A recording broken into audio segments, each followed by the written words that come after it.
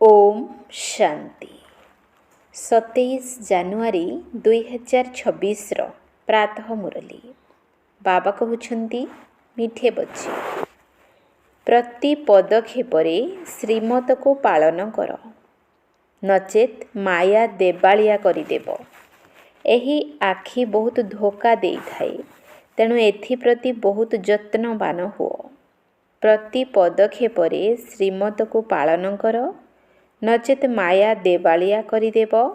एही आखि बहुत धोखा दे थाए, तेणु एथिप्रति बहुत यत्नवान हुओ।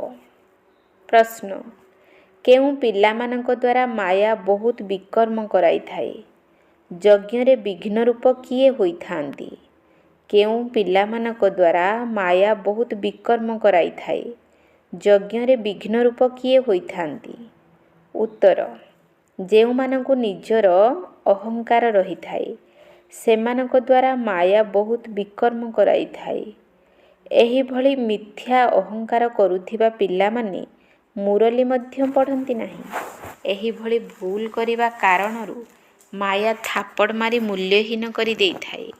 यज्ञरे विघ्न रूप सही माने अटंती जहांक बुद्धिरे झरमुई झगमुई अर्थात परचिंतनर विचार चली थाए। एहा बहुत खराब अभ्यास अटे। ओम शांति आत्मिक संतान मानकु बाबा बुझाउछंती एठारे तुम मानकु एही ख्याल रे निश्चय बसिबाकु हेबो जे ये पिता मध्य अटंती शिक्षक एवं परम गुरु मध्य अटंती एवं एकथा मध्य अनुभव करूछ जे बाबांकु मने पकाई पवित्र होई पवित्र धामरे जाई पहुँचीबु। बाबा बुझाइछंती पवित्र धामरु ही तुमे तळको ओह्लाइछ। प्रथमे तुमे सतो प्रधान थिल, पुणी सतो रजो तमरे आसिल। एबे तुमे जानुछ जे आमर अधोगति होइछि। जदिओ तुमे संगम जुगरे अछ, किंतु ज्ञान द्वारा तुमे एही कथा जानिछ जे आमे पुरुणा दुनिया को दूरेई देइछु। जदि आमे शिव बाबांक स्मृति रे रहुछु तेबे शिवालय बेसी दूर नही। जदि शिव बाबांक स्मृति रहु नाही तेबे शिवालय बहुत दूर अटे। दंड भोग करिबाकु पड़ी थाए ना, तेणु बहुत दूर होई जाउछि। तेणु बाबा पिला मानंकु किछि अधिक कष्ट देउ नाहंती। प्रथमतः बारंबार कहउछंती मन वचन कर्म रे पवित्र हेबाकु पड़िबो। एही आखि मध्य बहुत धोखा देई थाए, तेणु बहुत संभाली करी आगेइबाकु हेबो। बाबा बुझाउछंती ध्यान एवं जोग बिल्कुल अलगा अटे। जोग अर्थात याद आखि खोला थाई मने पकाई पारिबो। ध्यान को जोग को हाजिब नाही। ध्यान को ना ज्ञान ना जोग को हाजिब। ध्यानस्थ हेउथिबा पिला मानंकु माया मध्य बहुत आक्रमण करि थाए। सेथिपाई एथिरे बहुत खबरदार रहिबाकु पड़िबो। बाबांकु विधिपूर्वक मने पकाइबा दरकार। नियम विरुद्ध कार्य किछि कले माया एकदम अधोगामी कराई देबो। ध्यान रे जीवा पाई तो केबे इच्छा मध्य रखिबा अनुचित। इच्छा मात्रम अविद्या स्थिति हेबा दरकार। तुमको कौनसी प्रकारर इच्छा रखिबार नाही। जदि बाबांकर आज्ञा अनुसारे चालुछ तेबे बाबा तुमर समस्त मनोकामना बिना मागिबारे पूर्ण करि देउछंती। जदि बाबांकर आज्ञार उल्लंघन करी उलटा रास्तारे चालिबो तेबे होई पारे स्वर्ग को जीवा परिवर्ते नरक गति हेबो। गायन मध्य अछि गज को ग्राह धरिथिला। बहुतंकु ज्ञान देइथिबा बाबांकु भोग लगाउथिबा आत्मा माने मध्य आजी नाहांती, कारण ईश्वरीय मर्यादार उल्लंघन करिथांती। तेणु संपूर्ण मायावी होई जांती। देवता हेबा परिवर्ते असुर होई जांती। सेथिपाई एही मार्गरे बहुत सावधानी रखिबा आवश्यक। निज उपरे नियंत्रण रखिबाकु पड़ी थाए। बाबा तो पिलामानकु सावधान करुछंती। श्रीमतर उल्लंघन करिबार नाही। आसुरी मतरे चालिबा द्वारा ही तुमर अवनति होइछि। କେଉଁଠୁ ଆସି କେଉଁଠି ପହଞ୍ଚି ଯାଇଛ, ଏକଦମ ତଳେ ପହଞ୍ଚି ଗଲଣି। ଯଦି ଏବେ ମଧ୍ୟ ଶ୍ରୀମତରେ ନ ଚାଲିବ, ବେଖାତିର କରିବ, ତେବେ ପଦଭ୍ରଷ୍ଟ ହୋଇଯିବ। ବାବା ତ କାଲି ମଧ୍ୟ ବୁଝାଇଥିଲେ, ଯାହା କିଛି ଶ୍ରୀମତ ଆଧାର ବିନା କରିଥାଅ, ତାହାଦ୍ୱାରା ବହୁତ ଅପସେବା ହୋଇଯାଏ। ବିନା ଶ୍ରୀମତରେ କାର୍ଯ୍ୟ କଲେ ତଳକୁ ତଳକୁ ଖସିଯିବ। ବାବା ତ ଆରମ୍ଭରୁ ମାତାମାନଙ୍କୁ ନିମିତ୍ତ ରଖିଛନ୍ତି, କାରଣ କଳସ ମଧ୍ୟ ମାତାମାନଙ୍କୁ ମିଳିଥାଏ। ବନ୍ଦେ ମାତରମ୍ର ଗାୟନ ହେଉଛି। ବ୍ରହ୍ମା ବାବା ମଧ୍ୟ ମାତାମାନଙ୍କର ଗୋଟିଏ କମିଟି କରି ନିଜର ସବୁକିଛି ତାଙ୍କ ନାମରେ ସମର୍ପଣ କରିଦେଲେ। କନ୍ୟାମାନେ ବିଶ୍ୱାସପାତ୍ର ହୋଇଥାନ୍ତି ନା? ପ୍ରାୟତଃ ପୁରୁଷମାନେ ଦେବାଳିଆ ହୋଇଥାନ୍ତି। ତେବେ ବାବା ମଧ୍ୟ କଳସ ମାତାମାନଙ୍କ ଉପରେ ରଖିଛନ୍ତି। ଏହି ଜ୍ଞାନ ମାର୍ଗରେ ମାତାମାନେ ମଧ୍ୟ ଦେବାଳିଆ ହୋଇପାରନ୍ତି। ଯେଉଁମାନେ ପଦ୍ମାପଦମ ଭାଗ୍ୟଶାଳୀ ହେଲା ବାଲା ଅଟନ୍ତି, ସେମାନେ ମଧ୍ୟ ମାୟାଠାରୁ ହାରିଯାଇ ଦେବାଳିଆ ହୋଇପାରନ୍ତି। ଏହି ମାର୍ଗରେ ସ୍ତ୍ରୀ ପୁରୁଷ ଉଭୟ ଦେବାଳିଆ ହେବାର ସମ୍ଭାବନା ଅଛି। ଦୁନିଆରେ କେବଳ ପୁରୁଷମାନେ ହିଁ ଦେବାଳିଆ ହୋଇଥାନ୍ତି। ଏଠାରେ ଦେଖ କେତେ ସବୁ ହାରିଯାଇ ହାତ ଛାଡ଼ି ଚାଲିଗଲେ, ଅର୍ଥାତ୍ ଦେବାଳିଆ ହୋଇଗଲେ ନା? ବାବା ବସି ବୁଝାଉଛନ୍ତି। ଭାରତବାସୀମାନେ ସମ୍ପୂର୍ଣ୍ଣ ଦେବାଳିଆ ହୋଇଯାଇଛନ୍ତି। ମାୟା କେତେ ଶକ୍ତିଶାଳୀ ଅଟେ। ବୁଝିପାରୁନାହାନ୍ତି ଯେ ଆମେ କ'ଣ ଥିଲୁ, କେତେ ଶ୍ରେଷ୍ଠରୁ କେତେ ସାଧାରଣ ହୋଇଯାଇଛୁ। ଏଠାରେ ମଧ୍ୟ ଉଚ୍ଚକୁ ଚଢ଼ୁ ଚଢ଼ୁ ପୁଣି ଶ୍ରୀମତକୁ ଭୁଲି ନିଜ ମତରେ ଚାଲିଥାନ୍ତି, ତେଣୁ ଦେବାଳିଆ ହୋଇଯାଇଥାନ୍ତି। ତେବେ କୁହ, ତାଙ୍କର ଅବସ୍ଥା କ'ଣ ହେବ? ଦୁନିଆରେ ତ ଦେବାଳିଆ ହୋଇଗଲେ ପୁଣି 5-7 ବର୍ଷ ପରେ ଅବସ୍ଥା ସୁଧୁରିଯାଏ। ଏଠାରେ ତ 84 ଜନ୍ମ ପାଇଁ ଦେବାଳିଆ ହୋଇଯାଆନ୍ତି, ପୁଣି ଉଚ୍ଚ ପଦ ପାଇପାରିବେ ନାହିଁ। ଦେବାଳିଆ ହୋଇ ଚାଲିବେ, ଅର୍ଥାତ୍ ସାରା କଳ୍ପ ଛୋଟ ପଦ ପାଇବେ। କେତେକ ମହାରଥୀ ଯିଏକି ବହୁତଙ୍କୁ ପ୍ରେରଣା ଦେଉଥିଲେ, ଆଜି ସେମାନେ ନାହାନ୍ତି, ଦେବାଳିଆ ଅବସ୍ଥାରେ ଅଛନ୍ତି। ଏଠାରେ ପ୍ରାପ୍ତି ବହୁତ ଶ୍ରେଷ୍ଠ, କିନ୍ତୁ ଯଦି ସାବଧାନ ନ ରହିବ, ତେବେ ଉପରୁ ଏକଦମ ନିମ୍ନଗାମୀ ହୋଇଯିବ। ମାୟା ଗ୍ରାସ କରିନେବ। ପିଲାମାନଙ୍କୁ ବହୁତ ଖବରଦାର ରହିବାକୁ ହେବ। ନିଜ ଇଚ୍ଛାରେ କମିଟି ଆଦି କରିବା, ସେଥିରେ କିଛି ଲାଭ ନାହିଁ। ବାବାଙ୍କ ସହିତ ବୁଦ୍ଧି ଯୋଗ ରଖ, ଯାହାଦ୍ୱାରା ଶତୁପ୍ରଧାନ ହୋଇପାରିବ। ବାବାଙ୍କର ସନ୍ତାନ ହୋଇ ଯଦି ବାବାଙ୍କ ସହିତ ଯୋଗଯୁକ୍ତ ହୋଇନଥାନ୍ତି, ଶ୍ରୀମତର ଉଲ୍ଲଙ୍ଘନ କରିଥାନ୍ତି, ତେବେ ଏକଦମ ସ୍ଥିତି ବିଗିଡ଼ି ଯାଇଥାଏ।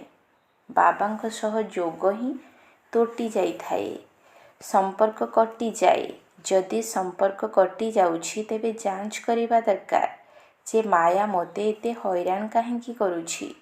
ଚେଷ୍ଟା କରି ବାବାଙ୍କ ସହିତ ସମ୍ପର୍କ ଯୋଡ଼ିବା ଦରକାର, ନଚେତ୍ ବ୍ୟାଟେରୀ ଚାର୍ଜ କିପରି ହେବ? ବିକର୍ମ କରିବା ଦ୍ୱାରା ବ୍ୟାଟେରୀ ଡିସଚାର୍ଜ ହୋଇଯାଇଥାଏ। ଉଚ୍ଚକୁ ଚଢ଼ୁ ଚଢ଼ୁ ନିମ୍ନଗାମୀ ହୋଇଯାଆନ୍ତି। ତୁମେ ଜାଣିଛ, ଏପରି ଅନେକ ଅଛନ୍ତି। ଆରମ୍ଭ ସମୟରେ କେତେ ସବୁ ଆତ୍ମା ଆସି ବାବାଙ୍କର ହେଲେ, ଓମ୍ ମଣ୍ଡଳୀକୁ ଆସିଲେ, କିନ୍ତୁ ସେମାନେ ଆଜି କାହାନ୍ତି?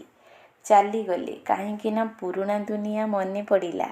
ଏବେ ବାବା କହୁଛନ୍ତି, ମୁଁ ତୁମକୁ ବେହଦ୍ର ବୈରାଗ୍ୟ କରାଉଛି। ଏହି ପୁରୁଣା ପତିତ ଦୁନିଆରେ ମନ ଲଗାଇବାର ନାହିଁ। ମନକୁ ସ୍ୱର୍ଗ ଦୁନିଆ ସହିତ ଲଗାଅ। ଏଥିରେ ପରିଶ୍ରମ କରିବାକୁ ହେବ। ଯଦି ଏହିଭଳି ଲକ୍ଷ୍ମୀନାରାୟଣ ହେବାକୁ ଚାହୁଁଛ, ତେବେ ପରିଶ୍ରମ କରିବାକୁ ପଡ଼ିବ। ବୁଦ୍ଧିଯୋଗ ଏକ ବାବାଙ୍କ ସହିତ ରହିବା ଦରକାର। ପୁରୁଣା ଦୁନିଆରୁ ବୈରାଗ୍ୟ ଆସିବା ଦରକାର। ଆଚ୍ଛା, ପୁରୁଣା ଦୁନିଆକୁ ଭୁଲିଯିବା ଠିକ୍ କଥା। ତେବେ କାହାକୁ ମନେ ରଖିବା? ଶାନ୍ତିଧାମ ସୁଖଧାମକୁ। ଯେତେ ହୋଇପାରିବ ଉଠିବା ବସିବା ସମୟରେ, ଚାଲିବା ବୁଲିବା ସମୟରେ ବାବାଙ୍କୁ ମନେ ପକାଅ। ବେହଦ୍ ସୁଖ ମିଳୁଥିବା ସ୍ୱର୍ଗକୁ ମନେ ପକାଅ। ଏହା ତ ବିଲକୁଲ ସହଜ ଅଟେ। ଯଦି ବାବାଙ୍କର ଏହି ଦୁଇଟି ଆଶାର ବିପରୀତ ଦିଗରେ ଚାଲିଥାନ୍ତି, ତେବେ ପଦଭ୍ରଷ୍ଟ ହୋଇଯାଇଥାଏ। ତୁମେ ଏଠାକୁ ଆସିଛ ନରରୁ ନାରାୟଣ ହେବା ପାଇଁ। ସମସ୍ତଙ୍କୁ କହୁଛ ତମୋପ୍ରଧାନରୁ ଶତୁପ୍ରଧାନ ହେବାକୁ ପଡ଼ିବ। କାହିଁକି ନା ଘରକୁ ଫେରିବାର ସମୟ। ବିଶ୍ୱର ଇତିହାସ ଭୂଗୋଳର ପୁନରାବୃତ୍ତି, ଅର୍ଥାତ୍ ସ୍ୱର୍ଗରୁ ନର୍କ, ପୁଣି ନର୍କରୁ ସ୍ୱର୍ଗ ହେବ। ଏହି ଚକ୍ର ଘୂରି ଚାଲିଛି। ବାବା କହୁଛନ୍ତି ଏଠାରେ ସ୍ୱଦର୍ଶନ ଚକ୍ରଧାରୀ ହୋଇ ବସ। ଏହି ସ୍ମୃତିରେ ରୁହ ଯେ ମୁଁ କେତେଥର ଏହିଭଳି ଚକ୍ର ଲଗାଇଛି। ମୁଁ ସ୍ୱଦର୍ଶନ ଚକ୍ରଧାରୀ ଅଟେ। ଏବେ ପୁନର୍ବାର ଦେବତା ହେଉଛି। ଦୁନିଆରେ କେହି ବି ଏହି ରହସ୍ୟକୁ ଜାଣିନାହାନ୍ତି। ଏହି ଜ୍ଞାନ ଦେବତାମାନଙ୍କୁ ତ ଶୁଣିବାର ନାହିଁ। ସେମାନେ ତ ପବିତ୍ର ହିଁ ଅଟନ୍ତି। ସେମାନଙ୍କ ମଧ୍ୟରେ ଜ୍ଞାନ ହିଁ ନଥାଏ, ଯାହାଦ୍ୱାରା କି ଶଙ୍ଖଧ୍ୱନି କରିବେ ଅର୍ଥାତ୍ କାହାକୁ ଶୁଣାଇବେ। ସେମାନେ ପବିତ୍ର ମଧ୍ୟ ଅଟନ୍ତି। ସେଥିପାଇଁ ସେମାନଙ୍କୁ କୌଣସି ନିଶାନି ଦେବାର ଆବଶ୍ୟକତା ନାହିଁ।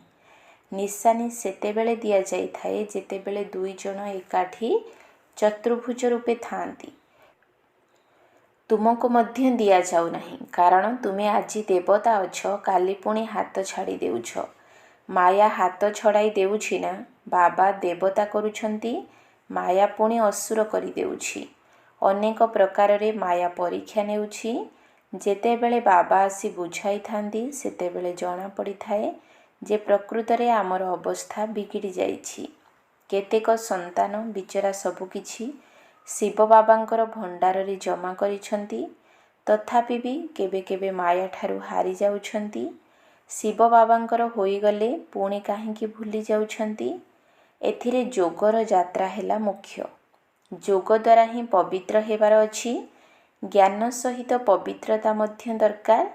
ତୁମେ ମଧ୍ୟ ଡାକୁଥିଲ, ବାବା ଆମକୁ ଆସି ପବିତ୍ର କର, ଯାହାକି ଆମେ ସ୍ୱର୍ଗକୁ ଯାଇପାରିବୁ। ପବିତ୍ର ହୋଇ ଉଚ୍ଚ ପଦ ପାଇବା ପାଇଁ ଯୋଗର ଯାତ୍ରା ହିଁ ମୁଖ୍ୟ। ଯେଉଁମାନେ ଛାଡ଼ି ଚାଲି ଯାଉଛନ୍ତି ସେମାନେ ଯେହେତୁ କିଛି ନା କିଛି ଜ୍ଞାନ ଶୁଣିଛନ୍ତି, ତେଣୁ ଶିବାଳୟରେ ନିଶ୍ଚିତ ଆସିବେ। ଭଲେ ଯେଉଁ ପଦବୀ ପ୍ରାପ୍ତ କରନ୍ତୁ, କିନ୍ତୁ ସ୍ୱର୍ଗରେ ଆସିବେ ନିଶ୍ଚିତ।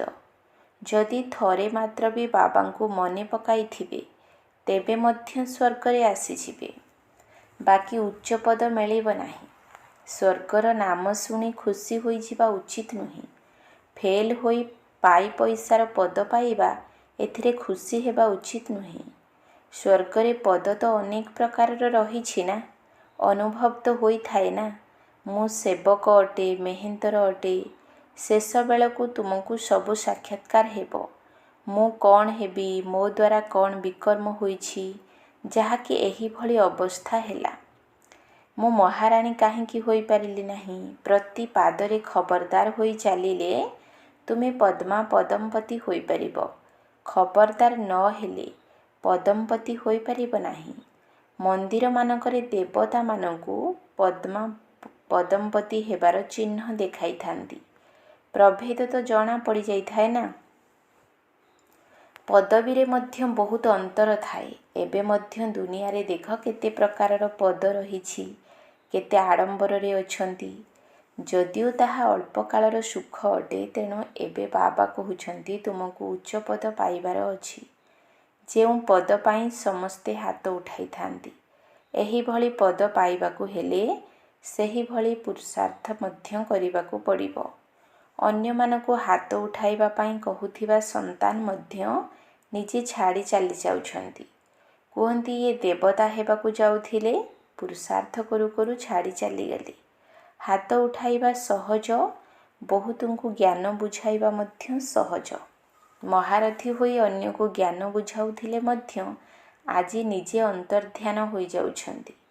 ଅନ୍ୟର କଲ୍ୟାଣ କରି ନିଜେ ନିଜର ଅକଲ୍ୟାଣ କରିଦେଉଛନ୍ତି। ସେଥିପାଇଁ ବାବା ବୁଝାଉଛନ୍ତି, ଖବରଦାର ରୁହ। ଅନ୍ତର୍ମୁଖୀ ହୋଇ ବାବାଙ୍କୁ ମନେ ପକାଇବାକୁ ହେବ। କିଭଳି? ବାବା ଆମର ପିତା ବି ଅଟନ୍ତି, ଶିକ୍ଷକ ଏବଂ ସଦ୍ଗୁରୁ ମଧ୍ୟ ଅଟନ୍ତି। ଆମେ ଆମର ମିଠା ଘରକୁ ଯାଉଛୁ। ଏହିସବୁ ଜ୍ଞାନ ବୁଦ୍ଧିରେ ରହିବା ଦରକାର। ବାବାଙ୍କ ପାଖରେ ଜ୍ଞାନ ଏବଂ ଯୋଗ ଦୁଇଟି ଯାକ ଅଛି। ତୁମ ଭିତରେ ମଧ୍ୟ ରହିବା ଦରକାର। ଆମେ ଜାଣିଛୁ ଶିବ ବାବା ପାଠ ପଢ଼ାଉଛନ୍ତି, ତେଣୁ ଏହା ଜ୍ଞାନ ବି ହେଲା, ଯୋଗ ବି ହେଲା। ଜ୍ଞାନ ଏବଂ ଯୋଗ ଦୁଇଟି ଯାକ ଏକାଠି ଚାଲିଥାଏ। ଏମିତି ନୁହେଁ ଯୋଗରେ ବସି ଶିବ ବାବାଙ୍କୁ ମନେ ପକାଉଥିବା ଏବଂ ଜ୍ଞାନକୁ ଭୁଲି ଯାଇଥିବା। ବାବା ଯୋଗ ଶିଖାଉଛନ୍ତି, ତେବେ ଜ୍ଞାନକୁ କ'ଣ ଭୁଲି ଯାଉଛନ୍ତି? ସାରା ଜ୍ଞାନ ତାଙ୍କ ଭିତରେ ରହିଛି। ତୁମମାନଙ୍କ ଭିତରେ ଏହି ଜ୍ଞାନ ରହିବା ଦରକାର, ପଢ଼ିବା ଦରକାର। ଯେପରି କର୍ମ ମୁଁ କରିବି, ମୋତେ ଦେଖି ଅନ୍ୟମାନେ ମଧ୍ୟ କରିବେ। ମୁଁ ମୁରଲୀ ନ ପଢ଼ିଲେ ଅନ୍ୟମାନେ ମଧ୍ୟ ପଢ଼ିବେ ନାହିଁ। ମୋର ଯେପରି ଦୁର୍ଗତି ହେବ, ଅନ୍ୟମାନଙ୍କର ମଧ୍ୟ ସେହିପରି ଦୁର୍ଗତି ହେବ। ମୁଁ ଅନ୍ୟମାନଙ୍କ ଅଧୋଗତିର ନିମିତ୍ତ ହୋଇଯିବି। କେତେକ ସନ୍ତାନ ମୁରଲୀ ପଢ଼ୁନାହାନ୍ତି, ମିଥ୍ୟା ଅହଙ୍କାର ଆସିଯାଉଛି। ମାୟା ତାଙ୍କ ଉପରେ ତୁରନ୍ତ ଆକ୍ରମଣ କରିଦେଇଥାଏ। ତେଣୁ ପ୍ରତି ପାଦରେ ଶ୍ରୀମତ ଦରକାର, ନଚେତ୍ କିଛି ନା କିଛି ବିକର୍ମ ହୋଇଯାଇଥାଏ। ବହୁତ ସନ୍ତାନ ଅଛନ୍ତି ଯେଉଁମାନେ ଅନେକ ଭୁଲ କରିଥାନ୍ତି, ତେଣୁ ସତ୍ୟାନାଶ ହୋଇଯାଇଥାଏ। ଭୁଲ କରିବା ଦ୍ୱାରା ମାୟା ଥାପଡ଼ ମାରି ମୂଲ୍ୟହୀନ କରିଦେଇଥାଏ। ତେଣୁ ବୁଝି ବିଚାରି କର୍ମ କରିବା ଦରକାର। ଅହଙ୍କାର ଆସିବା ଦ୍ୱାରା ମାୟା ବହୁତ ବିକର୍ମ କରାଇଥାଏ। ଯଦି କୌଣସି କମିଟି ଆଦି ଗଢ଼ୁଛ, ତେବେ ସେଥିରେ ମୁଖ୍ୟ ରୂପରେ ଜଣେ ଦୁଇଜଣ ମହିଳା ଅର୍ଥାତ୍ ଟିଚର୍ସ ଭଉଣୀ ନିଶ୍ଚିତ ରହିବା ଦରକାର, ଯାହାଙ୍କର ମତ ଅନୁସାରେ କାର୍ଯ୍ୟ ହେବ। କଳସ ତ ଲକ୍ଷ୍ମୀଙ୍କ ଉପରେ ରଖାଯାଇଛି ନା। ଗାୟନ ମଧ୍ୟ ଅଛି, ଯେତେବେଳେ ଲକ୍ଷ୍ମୀ ଅମୃତ ପାନ କରାଉଥିଲେ, ସେତେବେଳେ ଅସୁରମାନେ ମଧ୍ୟ ପାନ କରୁଥିଲେ। କେଉଁଠି ଯଜ୍ଞରେ ବିଘ୍ନ ମଧ୍ୟ ପକାଉଛନ୍ତି। ଅନେକ ପ୍ରକାରର ବିଘ୍ନ ପକାଇଲା ବାଲା ଅଛନ୍ତି। ସାରାଦିନ ବୁଦ୍ଧିରେ ପରଚିନ୍ତନର କଥା ରହିଥାଏ। ଏହା ବହୁତ ଖରାପ ଅଭ୍ୟାସ ଅଟେ। ଯଦି କୌଣସି ଘଟଣା ଘଟୁଛି, ତେବେ ବାବାଙ୍କୁ ଜଣାଅ। ସୁଧାରିଲା ବାଲା ତ ଏକମାତ୍ର ବାବା ହିଁ ଅଟନ୍ତି। ତୁମେ ନିଜ ହାତରେ ଆଇନର ଅପବ୍ୟବହାର କର ନାହିଁ। ତୁମେ ବାବାଙ୍କ ସ୍ମୃତିରେ ରୁହ। ସମସ୍ତଙ୍କୁ ବାବାଙ୍କର ପରିଚୟ ଦିଅ, ତେବେ ଯାଇ ଏହିଭଳି ହୋଇପାରିବ। ମାୟା ବହୁତ କଡ଼ା ଅଟେ, କାହାକୁ ମଧ୍ୟ ଛାଡ଼ୁନାହିଁ। ସବୁ ସମୟରେ ବାବାଙ୍କୁ ସମାଚାର ଲେଖିବା ଦରକାର, ତାଙ୍କଠାରୁ ନିର୍ଦ୍ଦେଶ ନେବା ଦରକାର। ଏମିତି ତ ପ୍ରତ୍ୟେକ କଥାରେ ନିର୍ଦ୍ଦେଶ ମିଳି ଆସୁଛି।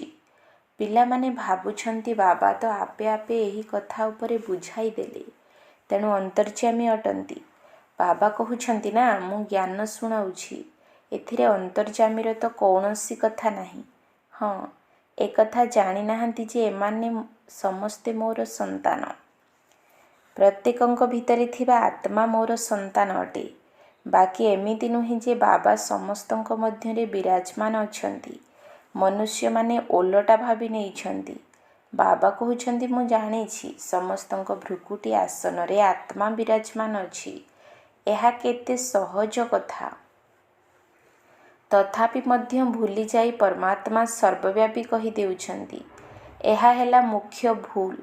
ଯେଉଁ ଭୁଲରୁ ଅନେକ ଭୁଲର ଉତ୍ପନ୍ନ ହୋଇଥାଏ। ଯେଉଁ କାରଣରୁ ଏତେ ତଳକୁ ଖସିଗଲେ। ବିଶ୍ୱର ମାଲିକ କରୁଥିବା ବାବାଙ୍କୁ ତୁମେ ଗାଳି ଦେଉଛ। ସେଥିପାଇଁ ବାବା କହୁଛନ୍ତି ଯଦା ଯଦା ହି ଧର୍ମସ୍ୟ। ଯେହେତୁ ବାବା ଏଠାକୁ ଆସୁଛନ୍ତି, ତେଣୁ ପିଲାମାନଙ୍କୁ ଭଲ ଭାବରେ ବିଚାର ସାଗର ମନ୍ଥନ କରିବା ଦରକାର। ଜ୍ଞାନ ଉପରେ ବହୁତ ବହୁତ ବିଚାର ସାଗର ମନ୍ଥନ କରିବା ଦରକାର। ଏଥିପାଇଁ ସମୟ ଦେବା ଦରକାର, ତେବେ ଯାଇ ତୁମେ ନିଜର କଲ୍ୟାଣ କରିପାରିବ। ଏଥିରେ ଟଙ୍କା ପଇସାର କୌଣସି କଥା ନାହିଁ। ଭୋକରେ ତ କେହି ମରିବ ନାହିଁ। ଯେତେ ଯିଏ ବାବାଙ୍କ ପାଖରେ ଜମା କରିଥାନ୍ତି, ସେତେ ତାଙ୍କର ଭାଗ୍ୟ ଉଚ୍ଚ ହୋଇଥାଏ। ବାବା ବୁଝାଇଛନ୍ତି, ଜ୍ଞାନ ଏବଂ ଭକ୍ତି ପରେ ହେଲା ବୈରାଗ୍ୟ। ବୈରାଗ୍ୟ ଅର୍ଥାତ୍ ସବୁକିଛି ଭୁଲିଯିବାକୁ ପଡ଼ିଥାଏ। ନିଜକୁ ଶରୀରରୁ ଅଲଗା କରିଦେବା ଉଚିତ। ଶରୀରରୁ ବାହାରି ମୁଁ ଆତ୍ମା ଏବେ ଘରକୁ ଯାଉଛି। ଆଚ୍ଛା, ମିଠା ମିଠା ଶିକିଲ ଦିଏ ସନ୍ତାନମାନଙ୍କ ପ୍ରତି ମାତା ପିତା ବାପଦାଦାଙ୍କର ମଧୁର ସ୍ନେହ ସମ୍ପନ୍ନ ଶୁଭେଚ୍ଛା ଏବଂ ସୁପ୍ରଭାତ। ଆତ୍ମିକ ପିତାଙ୍କର ଆତ୍ମିକ ସନ୍ତାନମାନଙ୍କୁ ନମସ୍ତେ। ଆତ୍ମିକ ସନ୍ତାନମାନଙ୍କର ଆତ୍ମିକ ବାପଦାଦାଙ୍କୁ ନମସ୍ତେ ନମସ୍ତେ ନମସ୍ତେ। ସୁପ୍ରଭାତ। ଧାରଣା ପାଇଁ ମୁଖ୍ୟ ସାର। 1 ନମ୍ବର ପଏଣ୍ଟ। ନିଜ ଉପରେ ବହୁତ ବହୁତ ନିୟନ୍ତ୍ରଣ ରଖିବାକୁ ହେବ। ଶ୍ରୀମତ କେବେ ବି ଅଣଦେଖା କରିବା ଉଚିତ ନୁହେଁ। ବହୁତ ବହୁତ ସତର୍କ ରଖିବାକୁ ହେବ। କେବେ ବି କୌଣସି ଈଶ୍ୱରୀୟ ନିୟମର ଉଲ୍ଲଙ୍ଘନ ନ ହେଉ। ନିଜ ଉପରେ ବହୁତ ବହୁତ ନିୟନ୍ତ୍ରଣ ରଖିବାକୁ ହେବ। ଶ୍ରୀମତକୁ କେବେ ବି ଅଣଦେଖା କରିବା ଉଚିତ ନୁହେଁ। ବହୁତ ବହୁତ ସତର୍କ ରଖିବାକୁ ହେବ। କେବେ ବି କୌଣସି ଈଶ୍ୱରୀୟ ନିୟମର ଉଲ୍ଲଙ୍ଘନ ନ ହେଉ। 2 ନମ୍ବର ପଏଣ୍ଟ, ଅନ୍ତର୍ମୁଖୀ ହୋଇ ଏକମାତ୍ର ବାବାଙ୍କ ସହିତ ବୁଦ୍ଧିର ସମ୍ବନ୍ଧ ଯୋଡ଼ିବାକୁ ହେବ।